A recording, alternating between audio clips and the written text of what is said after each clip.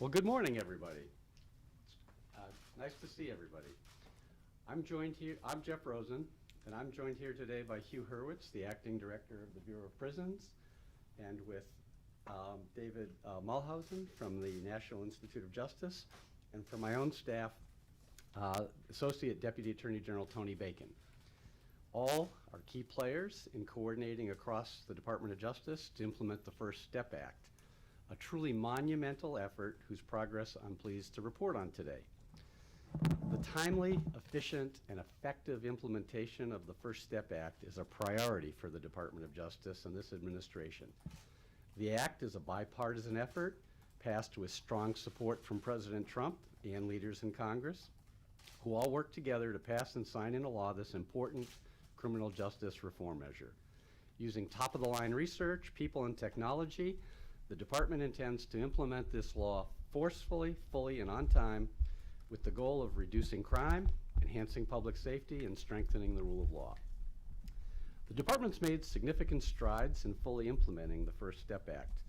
Today I'm announcing 3 major achievements related to full implementation of this important reform. First is the reduction of sentences and releases of inmates back into their communities. Since the passage of the First Step Act in December of 2018, approximately 1,691 inmates convicted of crack cocaine offenses have received sentence reductions as a result of retroactive resentencing under the Fair Sentencing Act of 2010. Additionally, nearly 250 inmates have been placed in the expanded compassionate release and home confinement programs. And starting today, at prisons around the country, nearly 3,100 inmates are being released from BOP custody due to the increase in good time credits applied to reduce their sentences under the First Step Act. So that's the first item I wanted to cover. Second, I'm pleased to announce that the Department of Justice has redirected $75 million in existing resources to fully fund the First Step Act in fiscal year 19. We will continue to work with Congress and the administration to ensure additional First Step funding is appropriated for fiscal year 2020 and future years. In this regard, I want to underscore the Attorney General and I both recently toured federal prisons, and we saw firsthand the tremendous value in quality programs for inmates. The Attorney General has directed additional funding for inmate programs for FY19, including resources to expand vocational training and job readiness programs, to increase the availability of medication-assisted treatment, to support programs tailored to the needs of the female inmate population, and to increase education opportunities for inmates. Now, third, as called for by the First Step Act, we are today announcing a new risk and needs assessment system designed to assess inmates' risks of recidivism and to identify their individualized needs to reduce the risks of their reoffending when their terms are up. Through this system, inmates will have the opportunity to receive earned time credits in addition to good time credit and to participate in evidence-based recidivism reduction programs. As the Bureau of Prisons developed this assessment system, the department and the folks I'm with here today, among others, listened to experts and a wide variety of stakeholders, including our law enforcement partners, the U.S. Pretrial Services and Probation Office, the National Institute of Corrections, think tanks, nonprofits, legal aid groups, and others. But I want to single out for thanks one in particular, because we are especially grateful for the independent review committee of 6 nationally prominent experts, which has worked incredibly hard to help the Bureau of Prisons to this point. And they continue to provide invaluable expertise and analysis to this process. So the new system, which is called, in the catchy phrase, Prisoner Assessment Tool Targeting Estimated Risk and Needs, or more simply as an acronym, PATTERN, will be used to screen all federal inmates to identify risk factors and identify evidence-based programs that are likely to reduce the risk of recidivism and meet individual needs such as drug treatment, job training, trauma treatment, counseling, and education. The new tool relies on predictive assessments using both static and dynamic factors, dynamic meaning things that can be affected by the individual's changes in the individual's situation, to gauge the risk of every inmate in our federal prisons. The pattern assessment achieves a higher level of predictability and surpasses common risk assessment tools currently used for correctional populations in the United States. Now, while we believe this tool to predict recidivism is an improvement over the existing system, we also recognize that there is room for additional change as we continue through the implementation process and gather more data. So we are encouraging experts, practitioners, advocates, academics, and others to comment on the report that's released today so that we can build the best and most fair tool that is possible. And in that regard, we have scheduled several listening sessions in September after a period to receive comments. So before I conclude my remarks here today, I want to just take a moment to thank the team that made it happen, because tomorrow was a statutory deadline, so it was no small endeavor to get this done. I want to thank in particular the Justice Department's Bureau of Prisons, the National Institute of Justice, the Office of Legal Policy, the Executive Office for U.S. Attorneys, the Criminal Division's Office of Policy and Legislation, all of which played critical roles in meeting the tight timelines imposed by Congress and in carrying out the mandates of the First Step Act. And in particular, in meeting these timelines, I want to note the department has already made substantial progress by implementing new and expanded programs that address issues such as drug addiction, job skills training, and networking with private sector employers. Already, the Bureau of Prisons has developed a dyslexia screening process, a youth mentoring program, and has updated its procedures for managing pregnant inmates. The Bureau of Prisons has already trained 31,000 employees and officers in de-escalation techniques and mental health awareness. So I want to give special thanks to Hugh and his team for their commitment and dedication to this project. And I'd like to just make clear that Attorney General Barr has made it clear that reducing crime and violence in America's cities and rural areas continues to be a top priority of the Justice Department. And this first step will help to achieve that end and ultimately increase the safety of our nation's communities by helping improve the lives of the inmates and reducing recidivism when their terms in the prisons end. So the Attorney General's commitment includes strong support for federal, state, local, and tribal law enforcement, as well as a continued aggressive approach to prosecuting federal crimes. Finally, let me just say that today's announcement is only the first step of a longer journey towards the comprehensive implementation of the First Step Act, which the department, as I've said, will continue to pursue vigorously. And with that, I will turn over the podium to Hugh Hurwitz, the head of our prison system, to talk more about how the Bureau of Prisons is prepared to implement the First Step Act. Thank you, Deputy Attorney General Rosen. Good morning. It's an honor to be here to mark this critical moment in the implementation of the First Step Act. I'd like to first thank the Attorney General and the Deputy Attorney General for their leadership and commitment to this effort and for their support of the Bureau of Prisons as we work together to achieve our mission of helping offenders transition successfully back to the community and maximize public safety. I also want to thank the staff of the Bureau of Prisons for what they have accomplished thus far and will continue to achieve as we look forward to implementing the next phase of the First Step Act. The philosophy of the Bureau of Prisons is that release preparation begins on the first day of incarceration. By offering a variety of programs and activities, the Bureau helps inmates enhance their skills to support a successful reentry back to the community.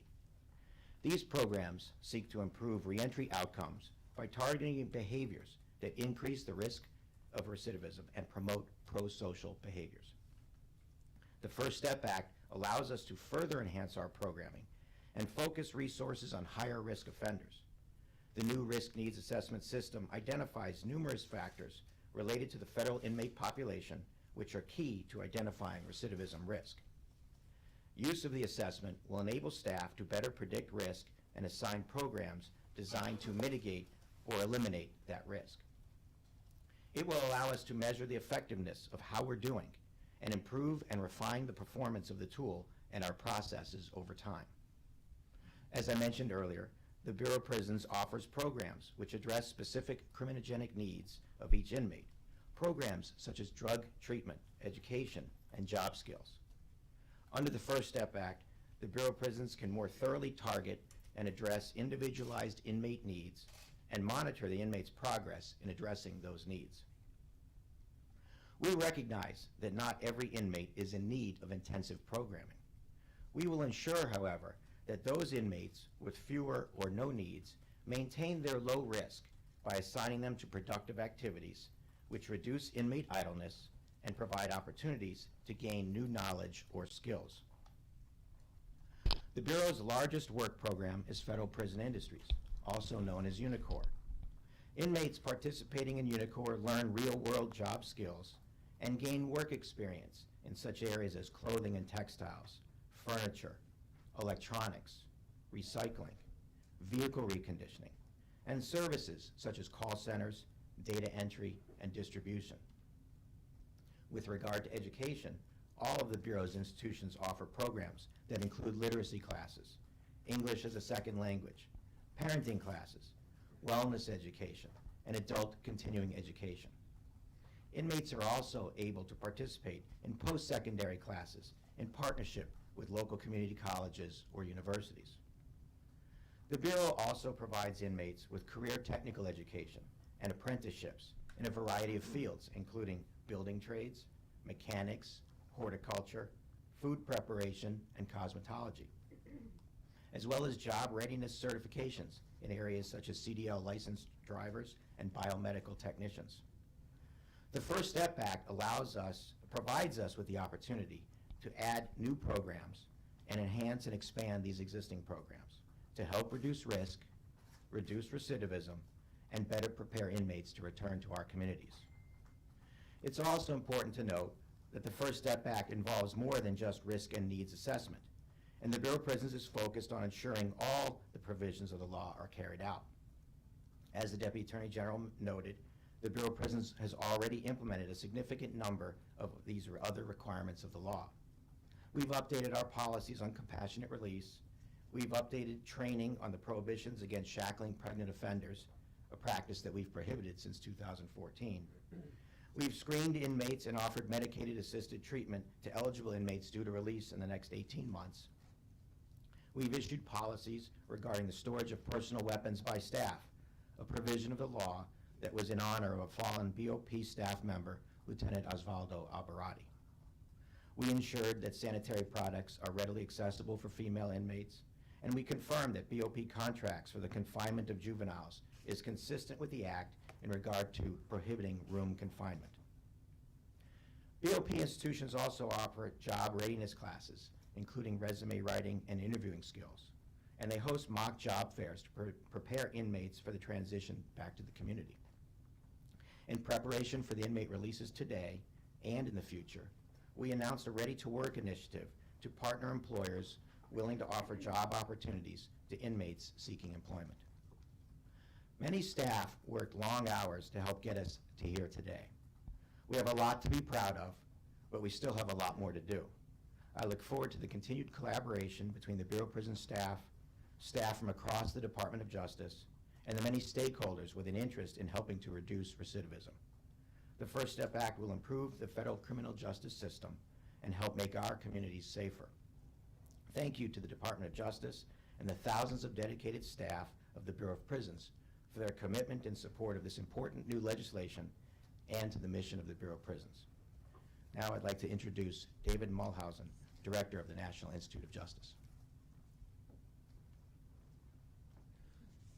Thank you, Hugh. I appreciate Hugh's leadership and the BOP's dedication in implementing the First Step Act. I am David Mulhausen, the Director of the National Institute of Justice, and it's a pleasure to speak to you today about NIJ's important role in implementing the First Step Act. NIJ was honored to be given the opportunity to play a role in implementing this historic criminal justice reform.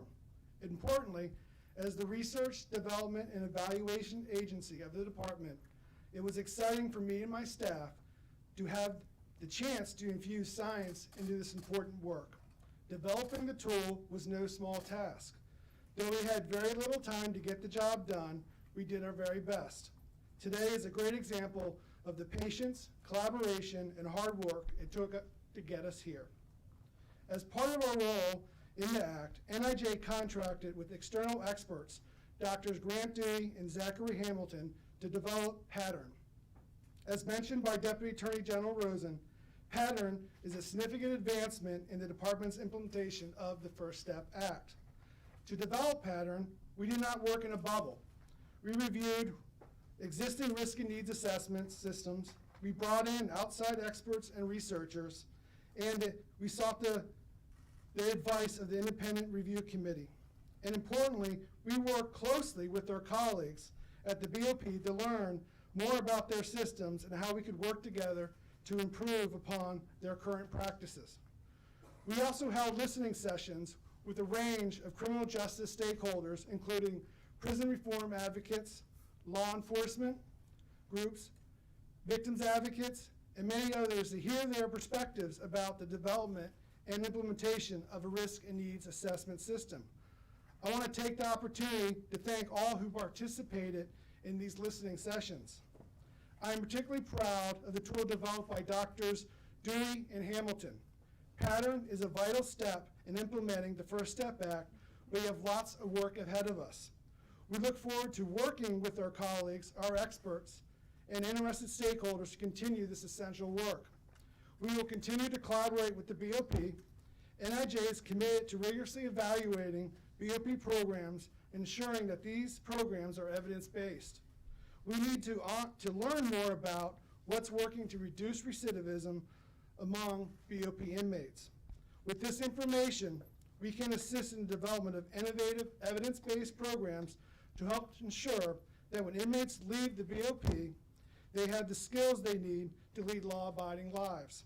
It's clear we have a long road ahead of us, but we are excited to take the next step. As I close, I want to offer my sincere thanks to NIJ staff for their hard work over the last few months, and especially the last few weeks.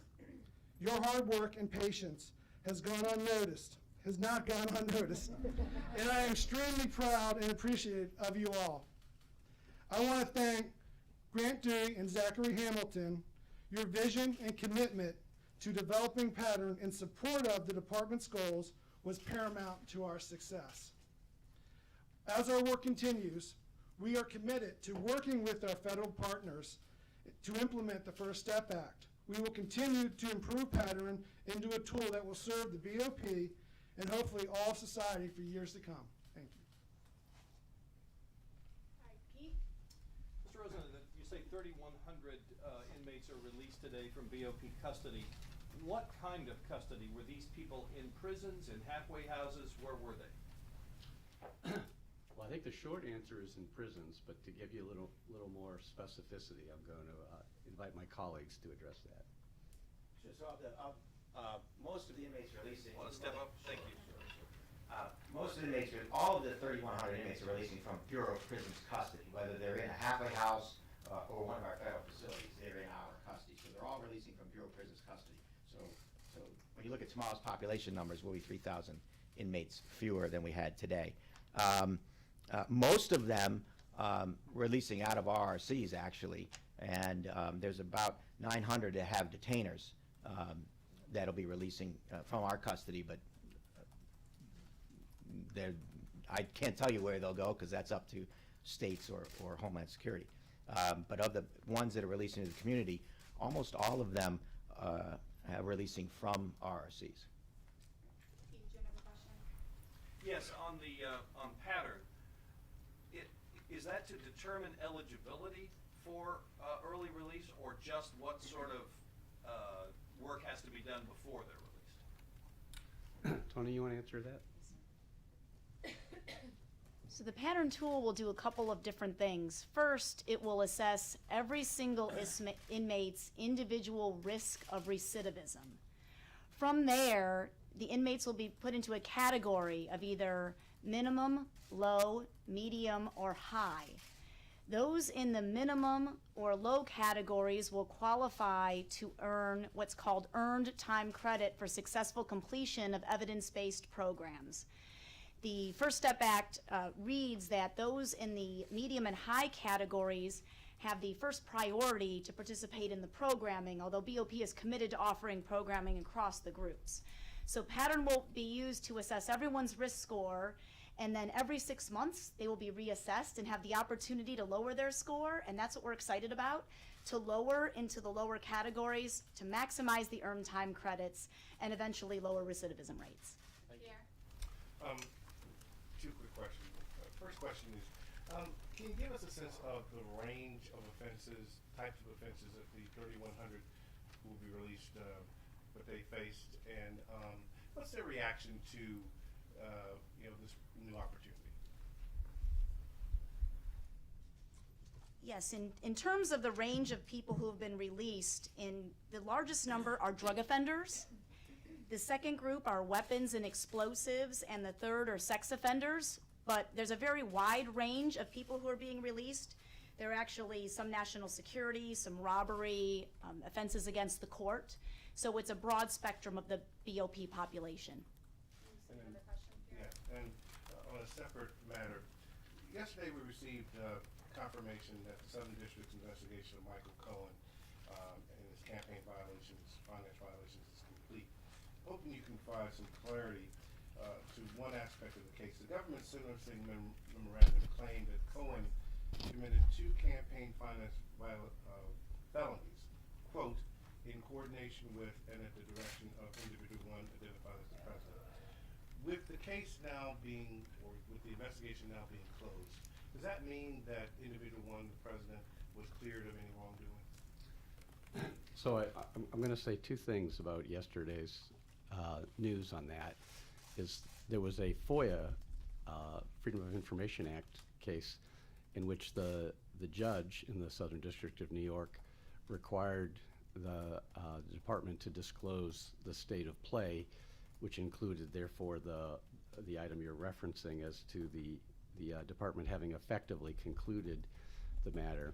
So that document is a public document, but in terms of what it addresses and what it covers, really the only thing I can say about that is that it was handled by experienced prosecutors who looked at the law and the facts and made their conclusions on the merits. Can you say, Deputy Attorney General, can you say whether you or the department main justice played a role in that final conclusion? And then secondly, can you say whether the OLC memo that the president cannot be indicted played a role in this as well? I don't have anything to add to what I just said. The 3,100 people being released, is that happening like today or over the next many weeks? And where are they being released from, all over the country or what? You want to take that one? So all 3,100 will be released today, and there's a process. Bureau of Prisons releases inmates every day, and we're following our normal processes in doing that, and it'll happen throughout the day. And the second half of where, they're all over the country. They're either at institutions or halfway houses across the country.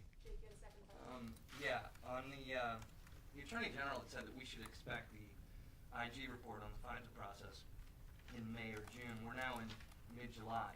Is there any update on that? Sorry, I don't have anything to share on that today. Nothing to add beyond what's already been said. Claire, some of the classes or programs available to inmates reportedly have waiting lists. What is the department doing to ensure that all inmates have the opportunity to earn credits?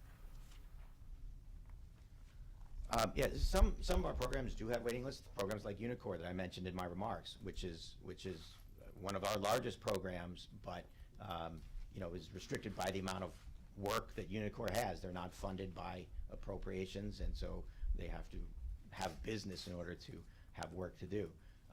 Most of the types of programs we're talking about do not have waiting lists.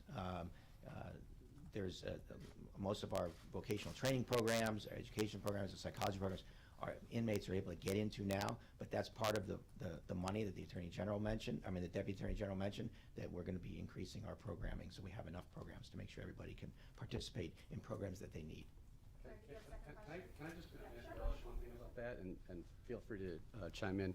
One of the important ones is the residential drug assistant treatment, and there is no wait list for that one, and that's an important priority for the Bureau. You had a second question, Claire? Yeah. So has the Department of Justice come to an agreement with Congress regarding whether or not members of Mullers' team will be testifying? And has the department provided any resources to Special Counsel Muller ahead of next week's testimony? So with regard to the Special Counsel Mullers' testimony, I think it's a matter of public record that the Attorney General had said that he would leave that to Director Muller, that he did not have an objection. Special Counsel Muller held a news conference some weeks back where he indicated his report was his testimony. So I think it would be reasonable to assume or expect that he meant what he said, but we'll see. Can you explain the difference between the risk and needs assessment tool being released today and the tool already in place by the Bureau of Prisons, the security assessment tool? You want to take that?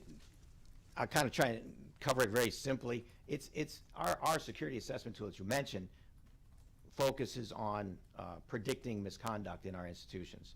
This tool takes that and expands on it to add additional criteria so that it's more likely to predict recidivism instead of just misconduct. We think our tool for predicting misconduct does a very good job doing that, and so we're able to hopefully, with this new tool, take that a step further. Do you want to expand on the dynamic aspect? One primary difference between the old tool and the new tool is that we really took feedback from the listening sessions and stakeholders and the independent review committee and added dynamic factors, more dynamic factors. This is important because this is what gives inmates the opportunity and the incentive and the encouragement to take advantage of these programs and want to change. And it will allow every 6 months, as the BOP reassesses, for inmates to successfully complete a program and watch their score go down, which will lead them to want to take more programs, lower their security level, and overall increase public safety. So this tool, it was very important in developing it to make sure that we had sufficient dynamic factors to really encourage folks to take advantage of that. I wanted to ask about the medication-assisted treatment program. So my understanding is that currently the Bureau of Prisons does not offer all 3 treatments throughout the duration of a person's stay, even though scientific evidence suggests that that is useful for people suffering from opioid addiction. And recently the Bureau of Prisons settled a lawsuit that the ACLU brought on behalf of an inmate who needed access to methadone throughout the duration of her time at BOP.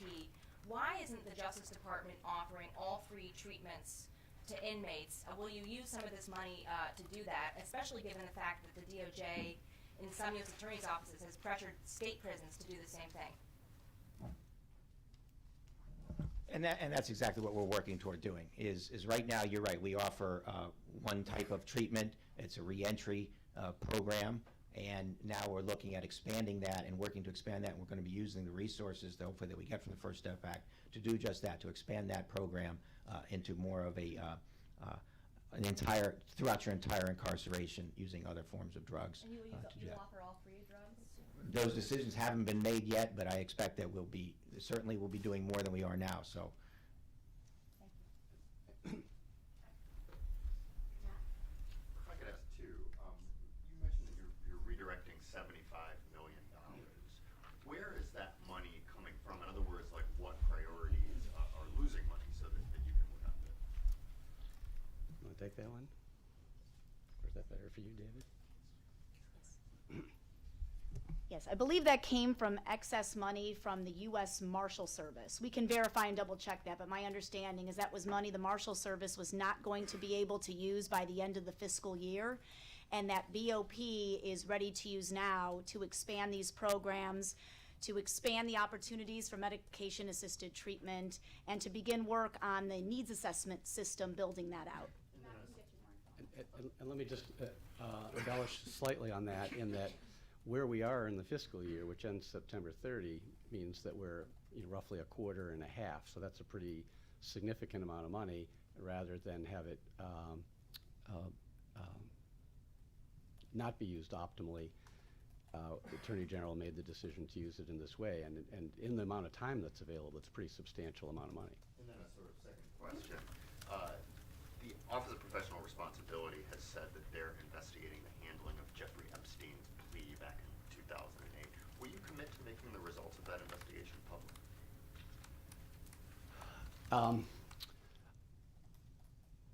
You're accurate that that's underway, but with regard to specifics, there's really nothing I want to get into on that today, and so I'm going to save that one for another day. You won't commit right now to making the results of that investigation public? Well, I'm saying I don't have anything I want to share on that today. Yeah, you mentioned earlier there were more than 1,000 retroactive crack releases in this group that's been released recently. Is there concern that they pose a greater risk of reoffense because they weren't able to take advantage of the programming that you're announcing today? And I had another separate question. So Your observation is correct that those whose sentences were recalculated right at the outset were just recalculations under the Fair Sentencing Act of 2010. And so that's accurate. In terms of the individual population, you always have to look at the specifics of who those were, and that's a little bit why we do individual assessments in the risk assessment and the needs assessment. And so as I stand here today, I'll see if my colleagues do, but I don't think we have a good breakdown of what programs that somebody has, but I don't have, what that population looks like in terms of the recidivism risk. But we are always interested in that question because one of the goals of the First Step Act is to reduce recidivism. And we would like for it to be zero, but unfortunately, that's not always the way it works out. Can I ask just to follow up? What weight, I just wanted to follow up on Evan's question earlier about the weight that was placed on the OLC memo that advises against or prohibits the prosecution of the sitting president. What weight was placed on that in deciding to close the SDNY investigation? So I'll just refer back to what I said earlier. I don't have anything to add to that. We had experienced prosecutors who looked at the law and the facts and rendered the conclusions that they have. Your last question, Sandy? I was hoping I have two as well, but I was hoping first you could talk a little bit about how the members of the review committee were chosen. So under the statute, there was a process by which first a host organization was selected, and then they helped organize the identification of candidates and the recruitment and selection of those. So that's the statutory aspect. In terms of how it was actually done, maybe I'll let David take that one. The independent review committee is independent, and the host organization had its own authority to pick committee members. And so I believe they picked a very good set of individuals who have provided very good information to us to get us to this point today.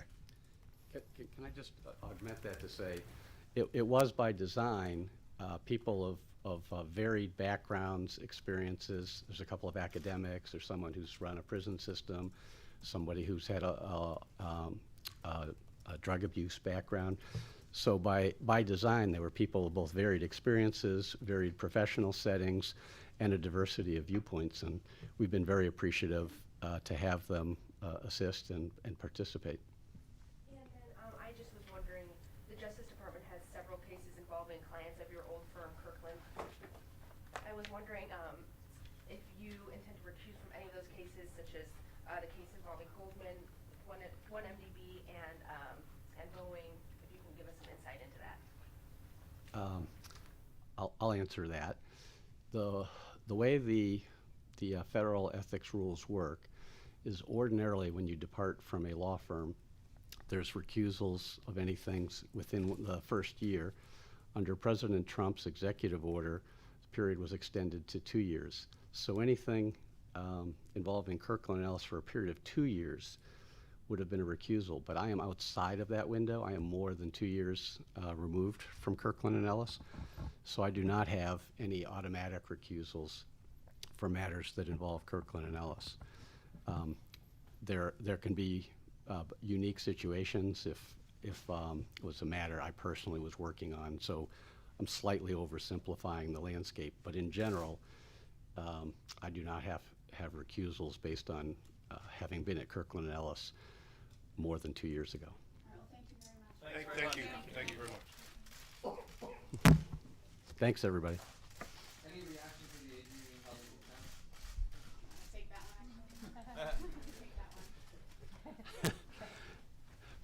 one. I do have some thoughts about that. Three of them.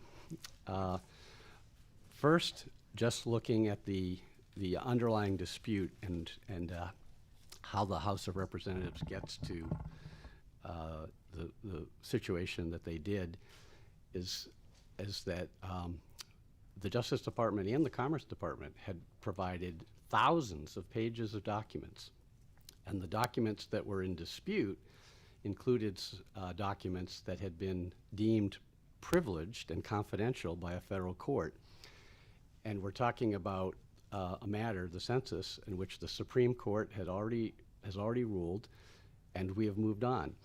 So the House has not identified some compelling legislative need for this. To the contrary, this makes no sense at all. Second, we are talking about, given the absence of an appropriate basis for this, we're talking about what is, unfortunately, the crassest form of political theater. And from where I stand, I'm deeply disappointed that the House leadership would proceed in that way with something that is so obviously beneath the dignity of the offices they hold. It's really a new low for the current House of Representatives. And I guess the third thing I would say is it's not too late to reverse course. The House of Representatives could reconsider, revoke its action, and apologize to the Attorney General. And that's what they should do. Thank you. Thanks, everyone. Or you could hand over documents, right? Did you hear what I said?